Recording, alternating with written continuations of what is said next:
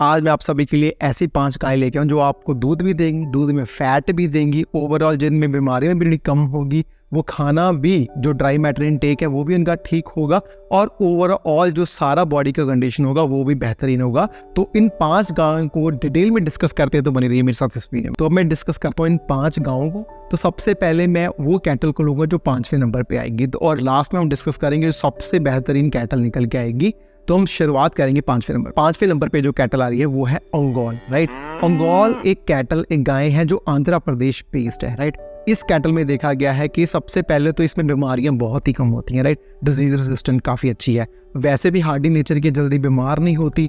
और दूसरी इंपॉर्टेंट इसमें बात है कि इसमें बेसल मेटाबॉलिज्म जो रेट है वो कम होता है। तो एनिमल को जो ड्राई मैटर इनटेक है, जितना खाने की क्षमता है कम होती है, मतलब कम खा के ये ज्यादा दूध दे देती है। तो इसमें ड्राई मैटर इनटेक का ये सबसे इंपॉर्टेंट पॉइंट है। नेक्स्ट इंपॉर्टेंट पॉइंट है जीबम सिक्रीशन, जो एक सिक्रीशन होती है इसकी बॉडी से, जिसकी वजह से इस कैटल के आसपास जल्दी मच्छर, मक्खियां और कोई पैरासाइट वगैरह जल्दी नहीं आता है। तो ये सबसे इंपॉर्टेंट बात है, राइट। अब सरकार ने इसको इतना अपलिफ्ट किया, अभी ईटी एम्ब्रियो ट्रांसफर के सरोगेसी के हिसाब से भी ओंगोल कैटल को बहुत अच्छी से ब्रीडिंग की जा रही है। इनफैक्ट ये कैटल को लेके बहुत सारी क्रॉसब्रेड कैटल्स बन रही है फॉरेन कंट्रीज में भी। तो क्यों ना हमारे देश की जो कैटल है इसको हम यूज करके इससे ज्यादा फायदा ले सकें। चौथे नंबर पे जो कैटल आ रही है वो है साहिवाल, जिसको हम लंबी, लूला, तेली, मुल्तानी के नाम से जानते हैं, और पंजाब में ये तो काफी अच्छे से जानी जाती है, राइट।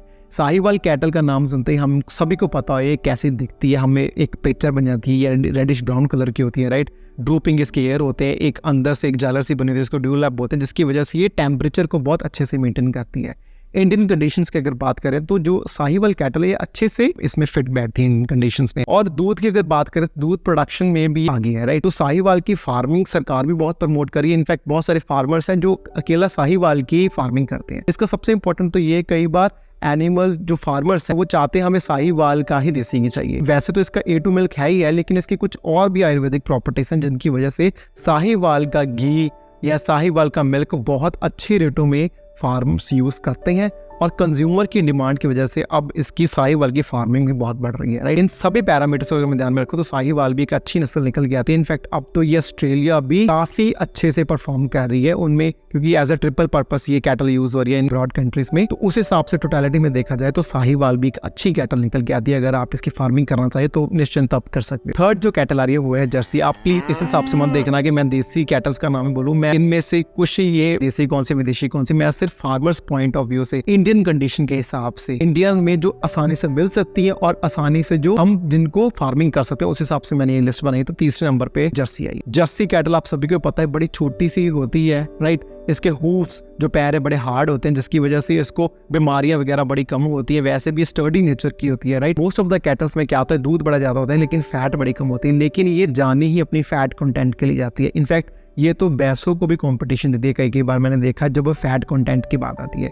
तो मिल्क प्रोडक्शन भी देखा गया है अराउंड 30-35 लीटर्स तक ये दे देती है, और फैट कंटेंट तो अराउंड 5 to 6, इनफैक्ट 7 तक भी ये फैट कंटेंट इसमें होता ही होता है। सेकंड नंबर पे जो कैटल आ रही है, जो गाय माता आ रही है, वो है गिर। गुजरात की जो एक रानी माना गया है, गुजरात की अब क्यों, अब तो इंडिया की एक रानी माना गया है, क्योंकि गिर नस्ल इतना आगे बढ़ गई है। इंडिया में तो जितनी रिसर्च वगैरह होनी थी वो तो हो ही रही है। इनफैक्ट अब्रॉड कंट्रीज में भी, अमेरिका वगैरह, ब्राजील वगैरह में भी इसने इतने अच्छे रिजल्ट्स दिए हैं कि वो अब इसका जर्म प्लाज्म को आगे बहुत यूज कर रहे हैं नई नई ब्रीड्स बनाने के लिए। इनफैक्ट 1930s में अगर बात करें तो ये ब्राजील चले गई थी, ब्राजील जाके ये इंडो ब्राजील करके एक नस्ल बनी थी, और इंडो ब्राजील जो नस्ल बनी थी गिर को लेके, गिर और कंकरेज का क्रॉस था इंडो ब्राजील, और इंडो ब्राजील फिर कुछ टाइम बाद अमेरिका में चले गई थी, अमेरिका एक्सपोर्ट हो गई थी, और वहां पर भी जो अभी जो बहुत कॉमन नस्ल आ रही है ब्राह्मण करके, वो इंडो ब्राजील से ही बनी है, राइट। तो गिर नस्ल ने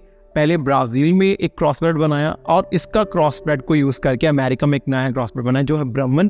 ब्राह्मण की अगर बात करें तो वो हम किसी और वीडियो में प्रॉपर एक वीडियो इसको डेडिकेट करेंगे ब्राह्मण नस्ल के लिए। वो इतनी अच्छी बन के निकल के आई है, क्योंकि गिर नस्ल का सबसे इंपॉर्टेंट जो बात ये थी कि इसमें गर्मी एनिमल को बड़ी कम लगती थी, राइट। और जो ये क्रॉसब्रेड आगे आगे बन रहे हैं, इनफैक्ट जो ब्राह्मण क्रॉस बना है गिर को लेके, इसमें स्वेट ग्लैंड्स, जो पसीने वाले ग्लैंड्स है, वो ही 4 गुना कर दिए गए। एनिमल को गर्मी लगती नहीं है, बहुत ही मतलब जितना मर्जी टेम्परेचर हो जाए तो ये एनिमल काफ़ी डिजीज रेजिस्टेंट रहता है और हीट रेजिस्टेंट रहता है। तो ये एक इंपॉर्टेंट एस्पेक्ट है। बाकी आपको पैरामीटर्स को पता ही है, हाफ मून शेप होती है, कर्व डिस्क के हॉर्न होते हैं, एक हम्प होता है, राइट, और अच्छी से एक ड्यूल ऐप होती है। अब एंडी राय ने भी इसका क्लोन तैयार किया है जिसको हम गंगा नाम दिया है इन्होंने। इंडिया के लिए प्राइड की बात है कि जो विदेशों में भी इतना अच्छा परफॉर्म कर रही है, राइट। और गिर का अगर बात करें दूध की, दूध प्रोडक्शन में भी ये काफी आगे निकल गई है, 30-35 प्लस तक इसमें नोट डाउन किया गया। और फैट कंटेंट तो चाहे है ही है, और बीमारियां भी बहुत कम होती है इस नस्ल को। और गिर नस्ल को एक्चुअली साहिवाल से बड़ा कंपेयर किया जा रहा था कि साहिवाल की फार्मिंग अच्छी करें या गिर की फार्मिंग करें, राइट। तो गिर को सिर्फ इसलिए मैंने इंपॉर्टेंस दी है, साहिवाल से आगे रखा है, क्योंकि साहिवाल जो नस्ल है वो अच्छा परफॉर्म करिए, no doubt about it. In fact दूध भी उसका गिर से ज़्यादा है, लेकिन गिर का जो एक जनरेशन वाइज है, जैसे एक गिर से F1 generation, F2 generation, F3 generation, जो इम्प्रूवमेंट आ रही है ओवरऑल करैक्टरिस्टिक्स में, चाहे वो दूध के फैट में हो, दूध में हो, या ओवरऑल सारे पैरामीटर्स में, वो गिर में बहुत अच्छी शो हो रही है। उस हिसाब से मैंने गिर को सेकंड नंबर पे रखा था। और सबसे पहले में जो मैंने नस्ल रखी है वो है हॉल्स्टीन फ्रीशियन, जो एक हॉलैंड बेस्ड नस्ल है, राइट। HF का नंबर 1 पे होना डिजर्व ये टोटली करती है, लेकिन नंबर 1 पे ओरिजिनली जो मैंने जिसको रखा है वो है क्रॉस ब्रेड नस्ल को। जो क्रॉस ब्रेड किसका है? HF का। प्योर HF को मैंने पहला नंबर नहीं दिया है, क्रॉस ब्रेड जो HF है उसको मैंने पहला नंबर दिया है, राइट। जो प्योर HF है उसके आई नो कि दूध का प्रोडक्शन देखा जाए तो इंडिया में 84 तक भी इन्होंने रिजल्ट दिए हैं। पंजाब में जो मेले होते हैं, हरियाणा में जो मेले होते हैं, इतना दूध का रिकॉर्ड हुआ है किसी टाइम पे, राइट। और दूध की प्रोडक्शन की अगर मैं अकेला बात दूं तो फैट कंटेंट इतना नहीं है यार। फैट कंटेंट तो इनफैक्ट 3.1 3.4 तक ही रह गया था। इसलिए मैं ये एम्फसाइज कर रहा हूँ, मैंने क्रॉस ब्रेड जो HF है उसको इंपॉर्टेंस दी है। क्रॉस ब्रेड HF होने का सबसे इंपॉर्टेंट चीज तो ये होता है कि दूध बेशक वो 40-45 किलो तक दे, लेकिन फैट की जो मात्रा है वो भी अच्छी रहती है, अराउंड 3.84 तक रहती है। और सेकंड इंपॉर्टेंट बात जो मैंने क्रॉस ब्रेड लगाया HF के साथ वो ये है कि ये जो गर्मियों के मौसम में काफी अच्छे से इंडिया में अडेप्ट कर जाती है। अगर मैं प्योर HF की बात करूँ तो वो तो आई वुड से कि इंडियन एटमोस्फियर में इतना अच्छे से मिल ही नहीं सकती, मतलब क्लाइमेटिक कंडीशन में अपने आप को इतना एडजस्ट कर ही नहीं सकती। क्रॉस ब्रेड में ये है कि अगर क्रॉस किया हुआ है HF का तो वो कैसे इंडियन मतलब ब्रीड से ही क्रॉस हुआ होगा, जिसकी वजह से वो गर्मियों के मौसम में, अब पता ही है कि इंडिया में खास करके इस नॉर्थ साइड में 8 महीने तो गर्मियाँ रहती हैं। तो गर्मियों में अगर आप अपना क्लाइमेटिक कंडीशन अडेप्ट करते हो फिर ही आप एक सक्सेसफुल फार्मिंग कर सकते हो, राइट।